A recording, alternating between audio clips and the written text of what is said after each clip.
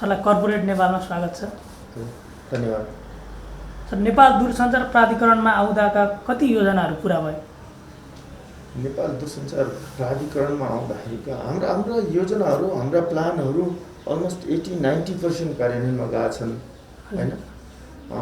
यो फोर्स मेजरको कारणले गर्दा अथवा काबुभन्दा बाहिरको परिस्थितिले विगत 1 वर्षदेखि जुन चाहिँ कोभिडको केस नेपालमा आयो, त्यसपछि इक्विपमेन्ट आयातका लागि असहजता, आएका इक्विपमेन्टहरू ट्रान्सपोर्टेसनमा असहजता, अनि ती इक्विपमेन्टहरू इन्स्टल गर्नलाई ठाउँमा जाने मान्छेहरूलाई मेन पावर डिप्लोय गर्न असहजता, कोभिडले अन्य व्यवसायलाई जसरी हानि पुर्यायो त्यो हिसाबले यसको एक्सपान्सनको गतिले चाहिँ लिमिट गरिदिएको छ।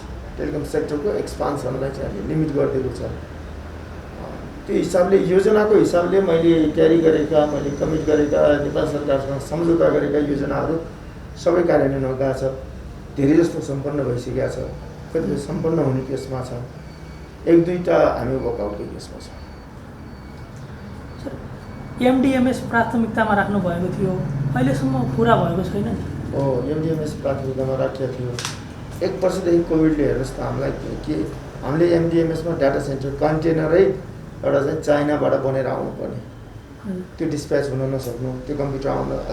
अहिले हामी एमडिएमएसको लागि ऱ्याम्पहरू, साइटहरू सबै तयार छ र उनीहरूलाई कहिले डेलिभरी गर्छौँ भनेर पठाएको छ। जेठसम्ममा हामी कम्प्लिट गर्ने टार्गेट राखेर हामीले भेन्डरलाई सबै पत्राचार गरेको र त्यही अनुसार तयारी रहनु गरेकोमा अहिले कोभिडले गर्दाखेरि फेरि ह्याम्पर भएको छ हाम्रो। किनभने हामी चाबैले स्थित हाम्रो जग्गामा त्यसको लागि ऱ्याम्प त तयार भएको छ, त्यसको लागि प्रिफ्याब बिल्डिङ बनाउने काम फेरि कोभिडले गर्दा चाहिँ अहिले अब लगभग 8-10 दिन भयो यहाँ निर्माण हुन सकेको छैन। यसले कति लामोसम्म जान्छ, अब त्यसले गर्दा अलिकति सर्ने स्थिति छ। अन्य हिसाबले एमडिएमएस फाइनल स्टेजमा पुगेको छ। सर, प्रविधिले अवैध मोबाइल आयात रोक्ने र राजस्व बढ्ने भनिन्छ, अहिलेको बजारमा कति फरक आउँछ भन्ने अनुमान गर्नु सकिन्छ? ठ्याक्कै यस्तो बजारमा फर्मल मार्केट र इन्फर्मल मार्केट अथवा फर्मल इकोनोमी र इन्फर्मल इकोनोमी यी सबै राज्यका कानुनभित्र बसेर हैन नियमअनुसार दर्ता भएर सञ्चालन गरेका व्यवसायहरू फर्मल भयो। इन्फर्मल भनेको ग्रे मार्केटलाई युज गरेर आएर व्यक्तिलाई सम्पर्क राखेर ह्यान्ड टु ह्यान्ड गर्ने। अब प्लेनबाट ल्याउँदाखेरि पनि एउटा मोबाइल मैले पारिवारिक युजको लागि ल्याएको भन्ने, तर यहाँ ल्याएर बेच्ने। हामी कता मिडल इस्टबाट डेली आउने भने 20-30 हजारभन्दा बढी मान्छेहरूको फ्लाइट ओहोरदोहोर हुन्छ। अनि इन्डियासँग ओपन बोर्डर झन्डै 1700-1800 किलोमिटर बोर्डर ओपन हुँदाखेरि त्यहाँबाट ल्याउन सक्ने मान्छेले ल्याएको सिस्टमले ठ्याक्कै कन्ट्रोल गर्नलाई गाह्रो हुने र सिस्टमले पनि लुपहोल छोडिदिनु पर्ने। किन व्यक्तिले व्यक्तिगत प्रयोजनको ल्याइदियो भने त्यसलाई दर्ता गरिदिनु पर्ने। हामी त्यो सिस्टम बनाउँदैछ। यो ग्रे मार्केट ठ्याक्कै कन्ट्रोल हुने जस्तो मलाई लाग्दैन। यद्यपि यसबाट अहिले न्युज पेपरमा आछ वर्षको 3-4 अरब 5-6 अरबकै ग्रे मार्केटले कभर गरेको छ भने, तर हामीले छापा मार्दाखेरि त्यतिसम्मको आँकडा होइन, तर ग्रे मार्केट डराउनै पर्ने खालको चाहिँ छ। राजस्व ठुलो ह्याम्पर भएको छ, निकै हदसम्म नियन्त्रण हुन्छ यसले। त हामीले मोबाइल डिभाइस म्यानेजमेन्ट ल्यायौँ भने मेरो विचारमा 85%-90% चाहिँ यसबाट कन्ट्रोल हुन्छ। 90% चाहिँ हुन्छ। हजुर। सर, प्राधिकरणले आरडिटिएसको रकम खर्चेर ग्रामीण क्षेत्रमा इन्टरनेट पुर्याउने काम गरिरहेको छ। सेवा पुग्यो, तर दैनिक प्रयोग हुन सक्ने गुणस्तरसम्म चाहिँ त्यति पुगेन भनिन्छ नि, किन? यस्तो कुरा हो, गुणस्तर आफैमा क्रमिक रूपमा सुधार भइरहने चिज हो। हिजो बत्तीको गुणस्तर हेर्नुहोस्, हिजोको कस्तो थियो, आज सुधार हुँदै आइरहेको छ। हिजोको हाम्रो बाटाहरूको गुणस्तर हेर्नुहोस्, आज सुधार हुँदै आइरहेको छ। हिजो खानेपानी डेलिभरी हेर्नुहोस्, हाम्रो आज सुधार हुँदै आइरहेको छ। इन्टरनेटको पनि तपाईँ विगत 3-4 वर्षको हेर्नुहोस्, डायलअपबाट आइरहेको थियौँ, भिडियो स्ट्रिमिङ गर्न मिल्दैन थियो। अहिले मजाले हामी युट्युब, फेसबुकहरू, वाट्सएप, भाइबर युज गरिरहेका छौँ। तर यो डिजिटल भन्ने चिज यस्तो भयो कि यसको डिमान्ड सधैँ बढिरहने, उपभोक्ताहरू डिजिटलपछि आकर्षित हुने भने यसको सप्लाई साइडबाट चाहिँ हाई रेजुलेसनका धेरै ब्यान्डविड्थ खपत गर्ने सामग्रीहरूको निर्माण भइरहने। टिकटक आयो हैन, फेसबुक, युट्युबहरू आयो भन्नाले त्यो उपभोक्ताले नयाँ प्रडक्ट लिन खोज्यो भने हाई रेजुलेसन आयो भन्नाले उसले योभन्दा पहिला जति ब्यान्डविड्थ युज गरेर त्योभन्दा बढी ब्यान्डविड्थ खाइदिन्छ। त्यसकारण सधैँ यो कम्प्लेन आएको गुणस्तरमा यस कारणले हो। तर अन्य प्राविधिक पाटोहरू पनि छन्। हामीले घरमा फिक्स ब्रडब्यान्ड लिन्छौँ र फिक्स ब्रडब्यान्डलाई लेनबाट लगेर कम्प्युटरमा जोडेर इन्टरनेटको स्पिड पुगेन भन्ने हो भने चाहिँ त्यो जेन्युन कुरा हो, म त्यो तर्कसँग सहमत हुन्छु यदि नपुगेको खण्डमा। तर एउटा राउटरमा राख्छौँ हामी, त्यो राउटरको क्यापासिटी हेर्दैनौँ र राउटरको क्वालिटी हेर्दैनौँ, बजारबाट राउटर ल्याउँछौँ, त्यो राउटरले कहाँसम्म दिन सक्ने त्यो राउटरको लिमिटेसन हुन्छ। एउटा कोठामा राउटर राखेर हामी तिनटै तलामा टिपोस् भन्ने, कर्नरमा टिपोस् भन्ने, यी कारणले पनि हाम्रो क्वालिटीमा समस्या आएका छन्। भन्नाले राउटरको क्वालिटी नहेरिकन इन्टरनेटलाई दोष दिनु पनि भएन। सब धेरै पक्षहरू छ, इन्टरनेट सेवा प्रदायकहरू मात्रै होइन, उनीहरूको सर्टेन पर्सेन्ट होला। तर हाम्रो अव्यवस्थित रूपले सडक निर्माण भइरहेछ। एउटा रूपमा खम्बा सार्ने भन्यो, इन्टरनेटको तार डाउन गरिदियो, त्यो इन्टरनेट तपाईँको एरियामा आएको इन्टरनेट अर्को रुट भएर आउँछ। अब भन्नाले त्यो रुट त ट्राफिक टन्न हुने हो नि। तपाईँले चाहिँ थाहा हुँदैन कि मेरो काटेर आयो, अथवा तपाईँको रेगुलर रुटमा आएकोमा बत्ती गइदियो 1 घन्टा, अर्को रुटबाट डाइभर्ट भएर आयो भने तपाईँलाई त्यो थाहा हुँदैन कि इन्टरनेटको क्वालिटी। यी अन्य पाटोले पनि इन्टरनेटलाई चाहिँ क्वालिटीमा सबै इन्टरनेटलाई दुःख दिएको छ। बत्तीले गर्दा इन्टरनेट नआएको तपाईँलाई थाहा हुँदैन, तर इन्टरनेटको कारण इन्टरनेट गयो, क्वालिटी राम्रो भएन तपाईँले भन्नुहुन्छ। यी अन्य कारणहरू पनि छन्। इन्टरनेट मात्रै को क्वालिटी मात्रैलाई दोष दिनु मिल्दैन कि हामीले विदेशमा गएर पनि इन्टरनेटहरू हेरेका छौँ, विदेशका इन्टरनेट, विदेशका होटलहरूको, विदेशको उपभोक्ताले युज गरे पनि हेरेका छौँ होइन। पछिल्लो दिनमा आएर इन्टरनेटको गुणस्तर सुधारेर आएको छ, अझ सुधार्ने क्रममा छौँ हामी। यसलाई पूर्वाधारलाई व्यवस्थित गर्दा र इलेक्ट्रिसिटी स्टेबल भनेको परिमाणको भोल्टेज आउने ग्यारेन्टी सहित र इन्टरनेट अनि बिजुलीको उपलब्धता सहितको हिसाबले चाहिँ मात्रै यसलाई गुणस्तरीय बनाउन सकिन्छ। अन्य फ्याक्टरले पनि जुन चाहिँ त्यो पनि व्यवस्थित हुँदैछ मैले भने, यता यो पनि हुँदैछ। अनि राउटरको गुणस्तरकै मापदण्ड तोकेको थियो, राउटरको स्ट्यान्डर्डाइज हामीले तोकिदिन्छौँ। अब ग्रे मार्केटबाट राउटरहरू किनेर ल्या हुन्छ, त्यो राउटर जोडिदिन्छ सस्तो राउटर भनेर उपभोक्ताहरूले। कतिमा त्यो केसहरू फेला परेको छ भने एउटा वाइफाईको सर्टेन एउटा दुईवटा कोठालाई पुग्ने खालको मात्र हो कम्युनिकेसनलाई, साधारण कम्युनिकेसनलाई। तपाईँ तर वाइफाईमा बसेर अनलाइन कोर्सै सञ्चालन होस् भनेर तपाईँ डिस्टेन्समा बस्नु भने तपाईँ क्वालिटी नराम्रो देखाउँछ। सर भन्नाले एनटिएलले तोकेको मापदण्ड अनुसारको राउटर राखियो भने चाहिँ इन्टरनेटमा त्यति धेरै समस्या आउँदैन। मैले त्यो भन्न खोजेको होइन। मैले भन्न खोजेको तपाईँले ठ्याक्कै तोकेको गुणस्तरको सेवा लिने हो भने लेन लगेर ठ्याक्कै जोड्नु पऱ्यो क्या, स्पिडै त्यही लिने हो भने। तपाईँ घरभित्र राउटरले फाल्ने भने त तपाईँको घरभित्रका सबै डिभाइसलाई कनेक्ट गर्ने हो नि त। तपाईँको मोबाइल पनि कनेक्ट हुने हो, ट्याब्लेट पनि कनेक्ट हुने हो, अनि ल्यापटपमा गुणस्तर आएन भन्नुहुन्छ, कतिवटामा तपाईँको त्यो ब्यान्डेज बाध्य हुन्छ, तपाईँले याद गर्नु हुन्न कि। यी सबै कुरा क्यालकुलेट गरेर हेर्ने हो भने गुणस्तरमा खासै समस्या होइन। 100% छैन मिलेको छ भनिदिनुमा 80-90% को हाराहारीमा गुणस्तर कायम भएको हामीले अनुगमनको क्रममा पाएका छौँ। यद्यपि एक दुई ठाउँमा सेवा प्रदायकको कमजोरी तिनीहरूलाई पनि सच्याएको अवस्था चाहिँ छ। 18वटा प्याकेजमध्ये अधिकांश काम सकिएको भन्ने छ। सेवा प्रदायकले सेवाको नाममा प्राधिकरणबाट पैसा मात्रै लगे, यसमा प्राधिकरणले गर्ने अनुगमन फितलो भएको भन्ने पनि छ नि। वास्तवमा यो मात्रै यस्तो प्रोजेक्ट होला जसलाई 3 लेयरमा चाहिँ अनुगमन गरिन्छ।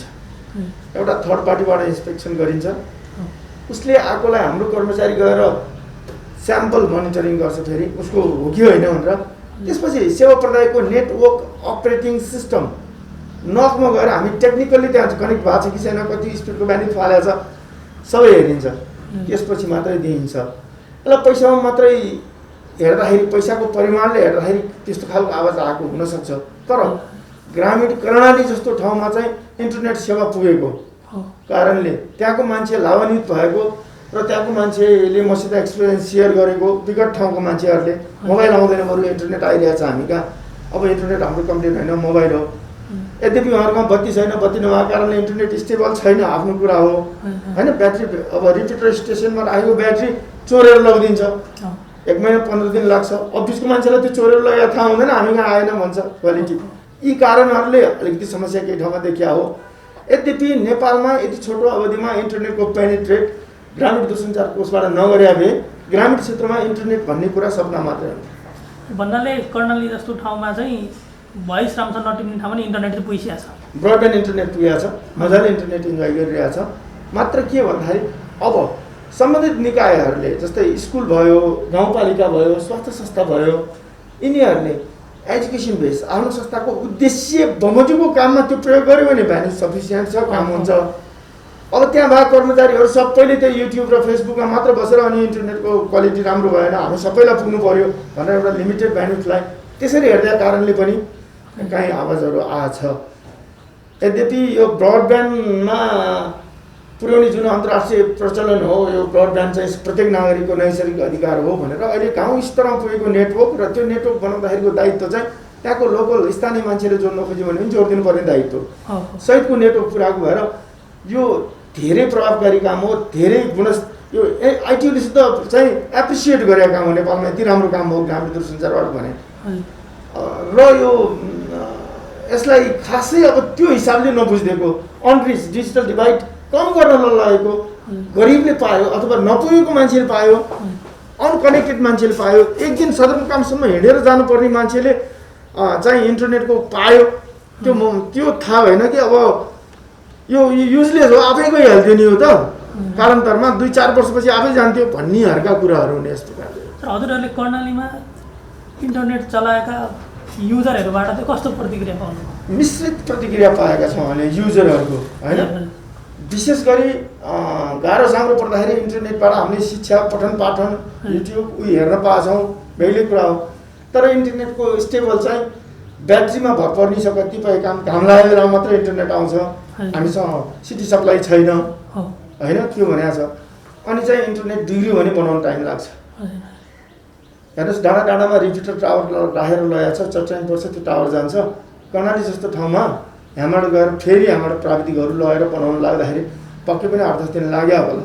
यी कुराहरू हिडन पार्टमा पर्छ, यी देखिँदैन, उपभोक्ताले सिधै देखिँदैन र हाम्रो बन्न भयो, राम्रो भएन सर्भिस, त्यो स्वाभाविक हो उपभोक्ताबाट त्यस्तो कुराहरू आउनु। त्यसले चाहिँ हामीलाई अझ रिलायबल कसरी बनाऊ भन्ने चाहिँ हामीलाई भएको छ। यद्यपि सडक र बिजुली को सुनिश्चितता नभएसम्म इन्टरनेट स्टेबल चाहिँ हुँदैन। त्यो गुणस्तरीय हुनलाई सडक पनि गुणस्तरीय हुनुपर्छ। सडक गुणस्तरीय भने बाटो नजाने, पहिरो नजाने खालको बाटो भने हामी अप्टिकल फाइबर डम्प गरेर जान्छौँ, ब्याकबोन हुन्थ्यो, सधैँको लागि पूर्वाधार हुन्थ्यो। अनि भन्न खोज्नुभयो अन्य पूर्वाधारहरू पनि, अन्य पूर्वाधारले सहयोग नगरिकन दूरसञ्चारले मात्र उत्कृष्ट सेवा दिन सक्दैन। 1000 सामुदायिक विद्यालयमा आइटी प्रयोगशाला स्थापना चाहिँ कहिले पुरा हुन्छ? हामीले 1000 स्थानको आइटीमा 995 ठाउँमा स्थापना भइसकेको छ। 5वटा ठाउँको स्थापनाको अहिले भइरहेको छ भन्नाले अलमोस्ट सबै काम सिधिसकेको छ र हामी अहिले ट्रेनिङको क्रममा छौँ। यसको प्रभावकारिता मूल्याङ्कन गर्ने र थप विद्यालयमा सेवा दिने योजना चाहिँ केही छ? यस्तो यो नेपाल सरकारको निर्देशन बमोजिम प्राधिकरणले विद्यालयहरूमा कम्प्युटर उपलब्ध गराएको, यो प्राधिकरणको आफ्नै काम होइन, नेपाल सरकारको नीति तथा कार्यक्रम हो। नेपाल सरकारको नीति तथा कार्यक्रमको कार्यान्वयन गर्नु प्राधिकरणको कर्तव्य हो। यदि नेपाल सरकारले फेरि निर्देशन दिएर अर्को ठाउँमा लैजाऊ भन्यो भने चाहिँ प्राधिकरणले लान्छ, होइन भने प्राधिकरण आफैले एक्सपान्सन गर्न सक्दैन स्कुलहरूमा, होइन। अर्को कुरो, हामीले यो इम्प्याक्ट हेर्दाखेरि र स्कुलको प्रधानाध्यापकहरूको पढाइ सुन्दा, स्टुडेन्टहरूको सुन्दा चाहिँ कम्प्युटर बेस्ड एजुकेसनहरूको लागि एकदम सजिलो भएको छ। कम्प्युटरमा आधारित शिक्षा अहिले इन्टरनेटले माध्यमिक विद्यालयमा पनि सपोर्ट गरेका कारणले गर्दाखेरि इन्टरनेट बेस्ड एजुकेसनको लागि पनि हामीलाई काठमाडौँको स्तरीय स्कुलको कन्टेन्ट हामीले त्यहाँ पस्किन पाएछौँ भन्ने खालको फिडब्याक पाएको छ। नेपाल डाटामा आक्रामक हुँदै गएको देखिन्छ। सेवा प्रदायकको प्राथमिकता भोइसको भन्दा डाटातर्फ नै आकर्षित हुँदै गएको छ पछिल्लो समय। यही भोइस सेवाको लागि लिइने लाइसेन्स शुल्क चाहिँ 20 अर्ब अलिक बढी भयो। अब भोइसको बजार घट्दै गएकाले यो शुल्क पनि समय सान्दर्भिक हुनु पर्यो भन्ने सेवा प्रदायकहरूको गुनासो आउन थालेको हो। यो गुनासो 5-7 वर्ष अघिदेखि नै आएको हो। गुनासोलाई सम्बोधन गर्न दूरसञ्चार प्राधिकरणले आम्दानी बाँडफाँडको आधारमा चाहिँ अनुमति पत्र लिनुपर्छ, रेभेन्यू सेयरिङ बेसिसमा लिनुपर्छ, अथवा उनीहरूको एनुअल आम्दानी जति हुन्छ त्यसको निश्चित प्रतिशत चाहिँ अनुमति पत्र जस्तो लिनुपर्छ भन्ने अन्तर्राष्ट्रिय मान्यता अनुरूपको गर्नलाई कानुन संशोधनको रूपले नेपाल सरकारलाई सिफारिस गरिसकेको छ। प्राधिकरणले रियलाइज गरेको कुरा हो। तर हाम्रो देशमा कानुन निर्माण गर्ने प्रक्रिया अलिकति झन्झटिलो छ, लामो समय लाग्छ। त्यसले गर्दा हो। र हालसालै पनि 1 वर्ष नि भएको छैन, 6-7 महिना भयो प्राधिकरणले फेरि, किन 5 वर्ष अगाडि रेकमेन्ड गरे त टेक्नोलोजी चेन्ज भइसक्यो, फेरि त्यसलाई अपडेट गरेर फेरि रेकमेन्ड गरेका छौँ सरकारलाई। हामीले रियलाइज गरेको कुरा हो, किनभने अनुमति पत्र गरिसक्नु भएको। हजुर। सक्रिय सेवा प्रदायकलाई फ्रिक्वेन्सी अभाव हुने र निष्क्रिय रूपमा बस्ने, सेवा विस्तार नगर्ने तर फ्रिक्वेन्सी मात्रै ओगट्नेलाई प्राधिकरणले न कारबाही गर्न सक्छ न फिर्ता नै लिन सक्छ, यस्तो चाहिँ किन भइरहेछ? सही कुरा गर्नु तपाईँले सक्रिय सेवा प्रदायकहरूलाई फ्रिक्वेन्सी अक्सनको माध्यमबाट उपलब्ध गराउन म आएपछि स्टार्ट गरेँ, मैले उपलब्ध गराएँ सक्रियलाई होइन। यो प्र्याक्टिस हामीले सुरु गरिसक्यौँ। फ्रिक्वेन्सी नीतिले अब नेपालमा फ्रिक्वेन्सी कसैलाई दिन्छ भने प्रतिस्पर्धाको आधारले मात्रै दिन्छ, अनि अन्य बाटो छैन भनेर भन्ने अवस्थामा हामी ओपन अक्सन प्रोसेसमा नेपालमा पहिलो पटक चाहिँ गरेर गयौँ भनेर सक्रियलाई दिने क्रम सुरु गऱ्यौँ। यद्यपि तपाईँले भने जस्तै लामो समयसम्म फ्रिक्वेन्सी होल्ड गरेर बस्ने नेपाल सरकारको बकैदाना तिर्नलाई म आएपछि मैले क्यान्सल गर्ने निर्णय गरेँ हो। तर त्यही ऐनमा के छ भने नेपाल सरकारले पुनरावेदन सुन्न सक्ने पाउने अधिकार छ। त्यो अधिकार अन्तर्गत नेपाल सरकारले नेपालको इन्डस्ट्रीलाई संरक्षण गर्ने उद्देश्यले केही समयलाई किस्ताबन्दीमा तिर भनेर 2-4 वर्ष टाइम दिएकै हो। र एनटिएसँग क्लियर थियो त्यो फ्रिक्वेन्सी फिर्ता लिएर अर्को सेवा प्रदायक आउँछ भन्नेमा थियो। तर सरकारको सोच चाहिँ नेपाली इन्डस्ट्रीलाई अलिकति संरक्षण गरौँ, यिनीहरूले सञ्चालन गर्छन् भनेर टाइम दिएको छ। अब नेपाल सरकारले दिएको टाइमभित्रमा पनि उनीहरूले सेवा सञ्चालन गरेनन्, बाँकी तिरेनन् भने एनटिएल त आफ्नो पहिला जुन प्रक्रिया सुरु गरेको थियो त्यसबाटै जान्छ। र तपाईँले भने जस्तो हामी होल्ड गरेर दिने, राज्यको स्रोतलाई त्यत्तिकै कब्जा गरेर राख्ने र सक्रियलाई नदिने पक्षमा छैन। एनटिए त्यतातिर क्रियाशील छ, सक्रियलाई दिने पक्षमै छैन, दिनै पर्छ, दिने नै हो हाम्रो नीति नै। सक्रिय नगर्ने अथवा सेवा प्रदान नगर्ने अनुमति पत्र मात्र लिएर बस्नेले ढोका बन्द गर्नुपर्छ भन्ने मेरो मान्यता। हजुर सर, युटिएल र सिजी स्मार्टको क्षमता बारम्बार प्रश्न उठ्ने गरेको छ। सरकारले कडा नीति ल्याउन पनि नसक्ने, प्राधिकरणले गरेको निर्णय सरकारले उल्टाउने अवस्था छ। यसले टेलिकम क्षेत्रमा प्राधिकरण नियामक भन्दा पनि मुखदर्शक मात्रै बन्यो भन्ने आरोप पनि छ नि। दुईवटा कुरा, तपाईँलाई जिल्ला अदालतले गरेको डिसिजन पुनरावेदन अदालतले रिभ्यू गर्न पाउँछ भनेपछि अब जिल्ला अदालतलाई निरीह भन्नुहुन्छ तपाईँले, किन कानुनको स्ट्रक्चरै त्यस्तै छ। तपाईँको एनटिएले गरेको खारिजको निर्णयलाई नेपाल सरकारले पुनरावेदन सुन्न सक्छ, 2000 ऐनले दिएको छ त्यो अधिकार। त्यसलाई निरीह भन्न मिल्छ र पुनरावेदन अदालतले गरेको कुनै डिसिजन अथवा उच्च अदालतले गरेको डिसिजन सर्वोच्च अदालतले उल्टाइदियो भने पुनरावेदन त्यो उच्च अदालतलाई तपाईँ निरीह भन्नुहुन्छ? आफ्नो जुरिडिक्सनभित्र बसेर काम गर्ने हो। हामीले हाम्रो अधिकार प्रयोग गऱ्यौँ, अनावश्यक रूपमा फ्रिक्वेन्सी ओगटेर बस्ने र राज्यको ड्यू नतिर्नलाई खारिज गर्यो एनटिएले। एनटिएले आफ्नो अधिकार प्रयोग गर्यो, एनटिएले त्यो पनि नगरिकन बस्यो। तपाईँले भने आरोपमा स्वीकार गर्दै, तर नेपाल सरकारले पनि कानुनले दिएको अधिकार प्रयोग गरेर राज्यको उद्योगलाई संरक्षण गर्ने नीति लिएर त्यसलाई केही समय दिन्छु तिमी ड्युज तिर भनेर दियो। अब यसमा कुन ठिक कुन बेठिक अब तपाईँहरूले छुट्याउने कुरा हो। यो एनटिए निरीह होइन। यसमा एनटिएल चाहिँ यो प्रक्रियामै गएको भन्ने बुझ्छ। एनटिए प्रक्रियामा गयो भने हामी त फ्रिक्वेन्सी फिर्ता लिन्छौँ, अर्को अपरेटर ल्याउँछौँ भनेरै गयो हामी होइन। तर नेपाल सरकारले आफूमा, मैले अघि नै भने अदालतको इक्जाम्पल दिएँ, नेपाल सरकारले आफूमा भएको अधिकार प्रयोग गरेर नेपालको उद्योगलाई संरक्षण गर्छु, केही टाइम दिन्छु भने नेपाल सरकारले त्यो गलत होइन होला नेपाल सरकारको भन्नाले त्यसको पनि समय चाहिँ आइहाल्छ है। हामी धैर्य गरौँ, नेपाल सरकारले सर्टेन टाइममा चान्स दिएमा उहाँहरू फेरि सङ्गठित भएर लगानी गरेर आउनु भने हामी पनि वेलकमै गर्छौँ, किन हाम्रो उद्देश्य नै सेवा सञ्चालन गरेर लिएर नबस भन्ने नै हो होइन, लाइसेन्स मात्र लिएर नबस भन्ने हो। नेपाल सरकारले जतिमा अलिकति चान्स दियो नि त अरू उद्योगहरूले त चान्स पाउँछ, फेरि कोभिडको टाइमहरू आइरहेको छ, अझ चान्स दिन्छु भन्दाखेरि यसलाई अन्यथा लिनु मिल्दैन जस्तो लाग्छ। तर नेपाल सरकारले दिएको टाइमको पनि एउटा लिमिटेसन छ अथवा यसको सीमा छ। त्यो सीमा पछि नै उहाँहरू अब त देखिन्छ नि त उहाँ साँच्चै सिरियस हो कि होइन सेक्टरमा।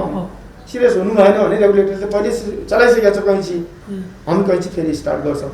यसमा निरीह भन्ने कुराहरू छैन जस्तो लाग्छ। पछिल्लो समय सिम कार्ड वितरणको सङ्ख्याको तुलनामा डेटा प्रयोगकर्ता आधा जसो मात्रै छन्, त्यसमा पनि 4G को हिस्सा 70 लाख पनि छैन। यो अवस्थामा 4G लाई नै विस्तार गर्नुको सट्टा 5G मा हतार किन? यस्तो कुरा हो क्या तपाईँले, हामी कहाँ ट्रक चलिरहेको थियो होइन, ट्रकले नै लोड पाएको छैन, बस किन ल्याउने भने जस्तो कुरा हो कि। बसको उपयोगिता बेग्लै हो, ट्रकको उपयोगिता बेग्लै हो, 4G को उपयोगिता बेग्लै हो, 5G को उपयोगिता बेग्लै हो। 4G फास्ट कम्युनिकेसनको लागि युज हो भन्नाले 5G fast communication plus research बेसमा, इन्डस्ट्री बेसमा, smart city, IoT, internet of things होइन, मसिन टु मसिन कम्युनिकेसन यस्तोमा चिज हुने हो 5G चाहिँ। भोलि अटोमेटेड छुट्टै महत्त्व छ, यसको छुट्टै महत्त्व छ। ठ्याक्कै भने इन्डस्ट्री बेसमा भने इन्डस्ट्री चाहिँ सबै अब सेन्सरहरू राखेर सेन्सरहरू मान्छे नबसिकन सेन्सरहरूले गर्ने। मान्छे बसेर 1000 पिस काट्थ्यो भने सेन्सर राखेपछि त्यसले लाख पिस काट्न सक्छ। एक ठाउँ काट्ने चिजहरू मान्छेको हात कसै पुग्यो भने अटोमेटिक रोकिन्छ कि त्यसले काट्दैन सेन्सर। अब त्यो बेसमा जानलाई चाहिँ त्यसले मात्रै सक्छ, अरूले सक्दैन। अर्को रोबोटिक्स ह्यान्डबाट अमेरिकामा बसेको डक्टरले यहाँ बसेको पेसेन्टको रोबोटिक ह्यान्ड्सले रियल टाइममा अपरेसन गर्न सक्छ। मसिन चाहिँ वहाँ बसेर सञ्चालन गर्न सक्छ। त्यो 5G को फ्रिक्वेन्सीले मात्र सक्छ, 5G ले मात्र सक्छ। यो भिन्न परिवेशमा आएको टेक्नोलोजी हो। टेक्नोलोजीको यो चाहिँ अर्को क्रान्ति नै हो भन्दा हुन्छ। यो 4G को डेभलपमेन्ट भर्सन मात्रै सोच्यो भने 5G लाई अन्याय हुन्छ जस्तो लाग्छ मलाई। अनि यसले चाहिँ इनर्जी सेभ गर्ने हिसाबले आइरहेछ। इनर्जी सेभ भनेको चाहिँ अटोमेटेड कारहरू लैजाने, अटोमेटेड ट्रकहरू जाने। अहिले एउटा टिपर गयो, सबै टिपरमा ड्राइभरहरू छ। एउटा टिपरले 15वटा गाडीसम्म त्यसै ड्राइभ गर्ने, उसको फलो गर्ने, ड्राइभर नचाहिने, अनि सेम टाइममा हिँड्छ, सेम डिस्टेन्समा हिँड्छ हैन। अनि त्यसले फ्युल बस्ने भयो, सेम डिस्टेन्समा सेम टाइम तरिकाले उड्दाखेरि त फ्युल बस्ने भयो हैन। तपाईँ अनावश्यक रूपले स्पिड गर्ने, घ्याच रोकिँदै जाँदै गर्दा बढी इनर्जी खाने भयो।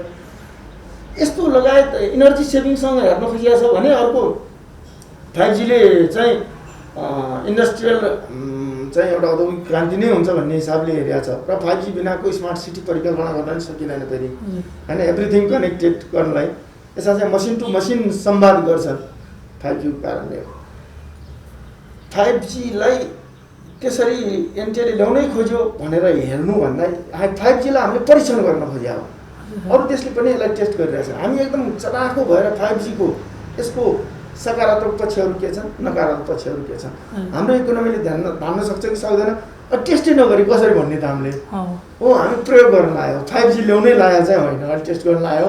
अन्य देशमा 5G को मार्केट चाहिँ म्याच्योर भएपछि, परिपक्व भएपछि, 5G ले दिने प्रतिफलमा निश्चित भएपछि हामी 5G पाउँछौँ। भन्नाले ठ्याक्कै भन्दाखेरि 5G को लागि हतार भएको चाहिँ होइन। हतार भएन, तर अरू देशले टेस्ट गर्न लागेर हामी पछि पर्नुहुने टेक्नोलोजी। अरू देशले मोबाइलै नचलाए भए, हाम्रो 4G नै नभए भए त अहिले हामी 3G मात्रै हुन्थ्यौँ। 4G ल्याउँदा नि हतार हो, 3G नै पुगेको छैन भन्ने कुरा हुन्थ्यो। त्यसरी 3G पनि नल्याएर 2G मै हुन्थ्यौँ हामी। त्यो त होइन। टेक्नोलोजीमा हाम्रो मेन पावर अरू देशको तुलनामा नेक टु नेक मिलाएर हिँड्ने अवस्था हुँदैन थियो। हाम्रो मेन पावर त तल परिहाल्थेन, अरू देशमा गएर एक्सपर्टिज दिन पनि सक्दैन थियो, कम्पेयर गर्नै मिल्दैन थियो अरू देशसँग। हामीले यसलाई यसरी बुझ्दा हुन्छ, यो विश्व प्रविधि बजारमा भइरहेका नयाँ प्रविधिहरूलाई चाहिँ टेस्ट गर्नलाई चाहिँ एनटिए तयार छ। एनटिए तयार छ र विश्व प्रविधिमा आएको परिवर्तनलाई नेपाली उपभोक्ताले, नेपाली विद्यार्थीहरूले प्रयोग गर्न पाउनुपर्छ र प्रविधिको बेनिफिटबाट वञ्चित हुनु हुँदैन। प्रविधिमा चाहिँ नेपाल पनि अरू देश सर काँधै मिलाएर जान सक्छ भन्ने विश्व समुदायलाई म्यासेज पनि दिनुपर्ने छ र यो नेपालको हितमा पनि छ। यो प्राविधिक क्रान्तिको लागि नै भित्राउन खोज्नु भएको, टेस्ट गर्न खोज्नु भएको यसरी? अहिले हामीले त अहिले प्रयोग मात्रै हो हामीले सोचेको, तर 5G ले प्राविधिक क्रान्ति हुन्छ भने लगभग निश्चित भइसकेको छ। अनि त्यो अरूले क्रान्ति गर्न थालेपछि अब हामी 5G टेस्ट गर्नु हुँदैन भनेर अहिले टेस्ट गरेर हामी तयारी हालतमा बस्यौँ भने आवश्यक भएको बेलामा भित्राउन सकिन्छ भन्ने हाम्रो बुझाइ। एकदम छ। टेलिकम कम्पनीले आइपिओ जारी गर्ने कुराहरू त लत्याएको जस्तो देखिन्छ नि। टेलिकम कम्पनीलाई कम्पनी एक्टले 5 करोडभन्दा बढी पुँजी हुने कम्पनीहरू चाहिँ पब्लिक कम्पनीमा जानुपर्छ भन्यो। पब्लिक कम्पनीमा धमाधम गइरहेका छन्, त्यो कम्प्लायन्समा गएका छन्। कम्पनी एनसिएल पब्लिकमा गइसक्यो, स्मार्ट गयो होइन, वर्ल्ड लिङ्क गएको छ, सुविसु गयो, यी सबै जाँदैछन् पब्लिक कम्पनीमा गइरहेका छन् धमाधम। आइपिओ जारी गर्ने भने त त्यो ऐनले कति वर्षसम्म आइपिओ जारी गर्न सक्छ? अब उता धितोपत्रको र कम्पनी ऐन तीहरू प्रिभेल गर्छ, टेलिकम एक्ट प्रिभेल गर्दैन। टेलिकम एक्ट त हामीले टेलिकम अनुसार लाइसेन्स दिने हो, अब सेयर कति दिने, कसरी फ्लोट गर्ने भन्ने हाम्रो जुरिस्डिक्सनभित्र भन्दा पनि त्यो ऐनले गभर्न गर्ने भएको, त्यो ऐन अनुसार उनीहरू जान्छन्, जानुपर्छ हुन्छ। त्यहाँको भन्न मिल्दैन। नेपाल टेलिकमले पनि 9% नेपाल सरकारले दियो, कति पर्सेन्ट जानुपर्छ त होइन? भन्नाले कम्पनीलाई राइट दिएछ सर्टेन टाइमसम्मलाई, उनीहरूले त्यो गरेर अहिले पब्लिक कम्पनीमा गए। अनि किनभने आफ्नो कम्पनीलाई आम नागरिकमा त्यसको सेयर दियो भने ओन पनि हुन्छ र नागरिकले अपनत्व पनि गर्छ भनेर कम्पनीहरूले त्यो फ्लो गर्दैनन् भन्ने मलाई लाग्दैन। त्यो जान्छ, अब त्यो क्रमिक रूपले जाँदैछ। सर, अन्तिममा सेवा प्रदायकलाई, दूरसञ्चार कम्पनीहरू सबैलाई समेटेर के भन्न चाहनुहुन्छ? अहिले वास्तवमा मैले यो स्थितिमा दूरसञ्चार सेवा प्रदायकहरूले फ्रन्ट लाइनमा बसेर सर्भिस दिइरहेछन्। घरमा थुन्नेर बसेका मान्छेहरूलाई सर्भिस दिइरहेछन् होइन, घरमा थुन्नेर बसेका विद्यार्थीलाई शिक्षकसँग जोडेका छन्, घरमा थुन्नेर बसेका बिरामी डक्टरसँग जोडिया छ होइन, घरमा थुन्नेर बसेका कर्मचारी अफिससँग जोडिया छ। यही इन्टरनेट र यही टेलिकम्युनिकेसन सेक्टरको कारणले मात्रै हो। एकदम र अहिले मान्छेको साथी भने नै इन्टरनेट भएको छ। यस कारणले आफन्तसँग कुराकानी गर्नुहोस् अथवा कुनै टाढा बसेर अनलाइन काम गर्न लागोस् अथवा गाह्रो पऱ्यो भने डक्टर सल्लाह लिन लागोस्। एकदमै बेसिक निड्स खाना जत्तिकै आवश्यकको रूपमा यो क्षेत्र अगाडि आएको छ। यसमा म यो क्षेत्रको उसलाई के भन्न चाहन्छु भने यस्तो विषम परिस्थितिमा पनि फ्रन्टलाइनमा बसेर तपाईँले काम गरिरहनु भएको छ। यद्यपि उपभोक्ता वर्गको तपाईँहरूप्रति धेरै आश छ, त्यसले गर्दा सधैँ कम्प्लेन आउँछ, गुणस्तर पुगेन, राम्रो भएन, हामी कहाँ आएनौँ। यसलाई सकारात्मक रूपमा लिएर अझ उपभोक्ताहरूको मन जितेर विषम परिस्थितिमा सेवा प्रवाहमा कुनै पनि त्रुटि नगरिकन कहीँ अब हुनसक्छ अरू कारणले गर्दा सेवा अवरोध आउला तत्काल निर्माण त्यसलाई मर्मसम्भार गरेर उपभोक्ता र डाक्टर अथवा अघि मैले शिक्षक भने अफिस भने यीसँग जोड्ने कामहरू आफन्तसँग जोड्ने कामहरूमा अवरोध आउने अवस्थाको सिर्जना नगरिदिनु हुन म सम्पूर्ण दूरसञ्चार सेवा प्रदायकहरूलाई यो अनुरोध गर्न चाहन्छु। तपाईँको लोकप्रिय मिडिया मार्फत अपिल पनि गर्न चाहन्छु। हुन्छ सर, हजुरको महत्त्वपूर्ण समय दिनुभयो, धेरै धेरै धन्यवाद सर। मलाई पनि मेरो दुई शब्द राख्ने मौका दिनुभयो। अहिलेको विषम परिस्थिति छ, यस परिस्थितिका बावजुद पनि प्राधिकरणले के गर्दैछ, प्राधिकरणले उपभोक्ताको हितमा के गरिरहेछ, दूरसञ्चार क्षेत्रमा के गरिरहेछ भनेर मेरो शब्दहरू आम उपभोक्ता बिच पुर्याइदिनलाई तपाईँको मिडियाले जुन यस्तो अवस्थामा पनि आएर मसित सम्पर्क गर्यो र मेरो दुई शब्द भनाइराख्न मौका उपलब्ध गरायो, यसको लागि म आभारी छु। म धन्यवाद दिन चाहन्छु। हस्।